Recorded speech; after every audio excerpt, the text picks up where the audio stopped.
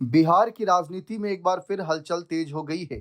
मुख्यमंत्री नीतीश कुमार की कैबिनेट बैठक को लेकर सूत्रों से मिल रही जानकारी के अनुसार संशय बना हुआ है। सूत्र बताते हैं कि नीतीश कुमार राज्यसभा की सदस्यता लेकर जब दिल्ली से पटना लौटेंगे, तब उनकी अध्यक्षता में कैबिनेट की एक महत्वपूर्ण बैठक हो सकती है, जिसमें नीतीश कुमार अपनी अंतिम कैबिनेट बैठक की अध्यक्षता करेंगे। बैठक के बाद नीतीश कुमार मुख्यमंत्री पद से इस्तीफा देने का फैसला ले सकते हैं। ऐसे में माना जा रहा है कि राज्यसभा की सदस्यता ग्रहण करने के बाद वे 10 अप्रैल को दिल्ली में शपथ लेंगे। इसके बाद पटना लौटकर या 12 या 13 अप्रैल के आसपास वे राज्यपाल को अपना इस्तीफा सौंप सकते हैं।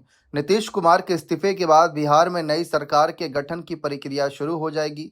सूत्रों के अनुसार नई गठन सरकार के खरमास समाप्त होने के बाद ही संभव माना जा रहा है।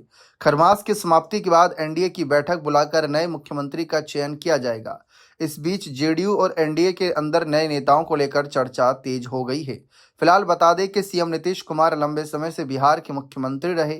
उनकी संभावित इस्तीफे के बाद बिहार की राजनीति में एक नया अध्याय शुरू होगा। हालांकि आधिकारिक पुष्टि अभी बाकी है। अब सबकी निगाहें पार्टियों की निगाहें 8 अप्रैल की कैबिनेट बैठक और नीतीश कुमार के अगले कदम पर टिकी हुई है। ये घटनाक्रम बिहार की सत्ता के समीकरण को पूरी तरह बदल सकता है, जहां एनडीए के घटक दल नए मुख्यमंत्री के नाम पर सहमति बनाने में जुटे हैं। राजनीतिक विश्लेषक मान रहे हैं कि नीतीश कुमार का ये कदम पार्टी और गठबंधन को नई दिशा देने वाला साबित हो सकता है। इस बीच चर्चा इस बात की भी है कि नीतीश के बाद कौन? क्या सम्राट चौधरी को नए मुख्यमंत्री के तौर पर ही आगे किया जाएगा? क्या उप मुख्यमंत्री की कुर्सी से पदोन्नति करते हुए उनको सीएम बना दिया जाएगा? या फिर किसी और के नाम की पर्ची इस बार निकालेगी बीजेपी? या फिर जेडीयू से ही कोई एक ऐसा चौंकाने वाला नाम आगे किया जा सकता है जो सभी को सोचने पर मजबूर कर दे कि आखिर ये कैसे? क्योंकि एनडीए और बीजेपी खासकर हमेशा चौंकाने वाले फैसले लेती है। लेकिन बात नीतीश कुमार के उत्तराधिकारी की भी है, बात बिहार के नए मुख्यमंत्री की भी है। निशांत कुमार आगे तो आए हैं, लेकिन फिलहाल चर्चा इसी बात की हो रही है कि आगे क्या कुछ फैसले लिए जाएंगे।